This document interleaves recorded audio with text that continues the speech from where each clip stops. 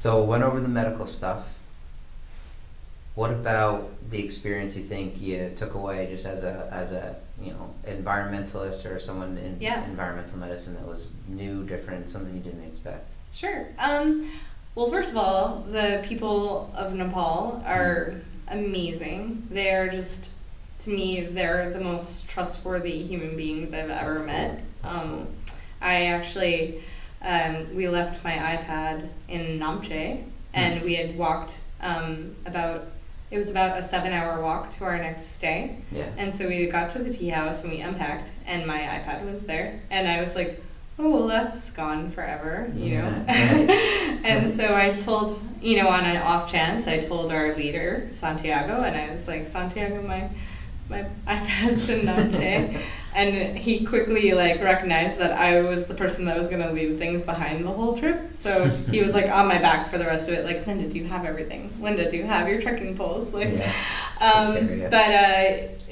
told Karki, who was our group leader, and Karki was like, oh yeah, I called them. They have it set aside for you. Do you want us to send a porter to get it right now? And I was like, it's a 7-hour trek. And he was like, well, he's not doing anything. Yeah, and they can just move them up and down. And they do, right? they go fast. So that's still amazing. So they're trustworthy, they're really hardworking, they're so strong.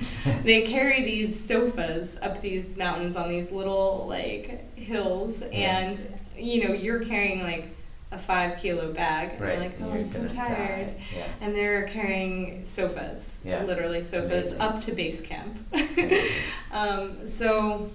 Because there's no other way to get anything up there. Yeah. I mean, you have helicopters for a few things, but you can't fit large things. Sure. So they end up bringing a lot of things up that way. So I was just amazed at the nature of the Nepali people and how wonderful they all were. And I was like, in any other country, my iPad would be gone. Yeah, iPad would be gone. It would be gone. So first world problem. Exactly.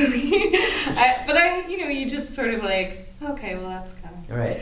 Oh well, no big deal. Compared to everything else, and but the Himalayas are amazing. They're just really beautiful, and I find it incredible that these people live their lives at 14,000 and 15,000 feet, and they truly build things from just smashing 2 rocks together to make walls and buildings. It's bamboo built structures and everything. Yeah. So you can see how, unfortunately, the infrastructure would be just kind of torn apart by an earthquake and the avalanche. And I mean, we saw places where literally they were using yak poop for mortar on the side of a building to hold it up. So we were like, very different. Oh, that's not probably going to stand through an earthquake. But otherwise, the Himalayas are incredible. I would recommend anyone to go there because it's just so picturesque. It's the mountains in the United States that, any one of the mountains in the Himalayas would have a national park built around it in the United States. And here in Nepal, they don't even know the names of most of them. Some of the, That's amazing. They'll be like, what mountain is that? And we're like, the little one. It's another mountain. Yeah. And so they're actually starting to name the ones that don't have names because they think that will help make people want to climb them. Okay. Yeah, because I've climbed no name out. Yes, it doesn't sound quite good enough. Cool. So that was pretty amazing. And then I didn't realize how little was available in some of the small hospitals and at base camp. Sure. They do have pulse oxes and IVs and some fluids,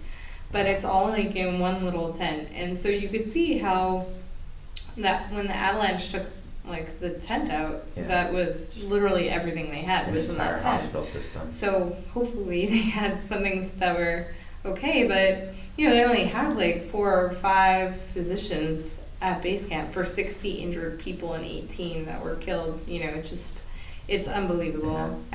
Even at the lower areas where they have a little bit more than just a tent, they had no blood products and no radio. Just happened. Sometimes they had no X-rays, so it's very limited, and you just realize how amazing it is how amazing it is that they can even take care of these things. Right. Sometimes they would have patients that were a little bit less sick, who they said they would actually just put the patient on a porter's back and walk them for 3 days back to Lukla. And we were like, what? So use a human wheelbarrow Yes. to get them to Yes. safety. So, yeah, they had... We're glad you made it back safe, Me too. given the resources. And hopefully, this is no pitch for the aid going there, but I'm sure people will be going and helping and trying to build that place back up. But yeah, I wish I had more time. I would go right now. It's it's just kind of like bittersweet to come home, and it's great to be safe and to have made it and to have been there to experiencing it when it was, undamaged, but at the same time to come home and know that something like that just happened, and so much of the beautiful town of Kathmandu is torn apart, and just the great, wonderful, like, sweet people that we met, their families. My heart goes out to them. I can't imagine what they're going through right now. Well, thank you for sharing your experiences and your knowledge that you picked up, and good talk. We'll have more coming up, hopefully. Yeah, absolutely, and a blog post. Yeah, there'll be a blog post, so check out the blog as well. Yeah.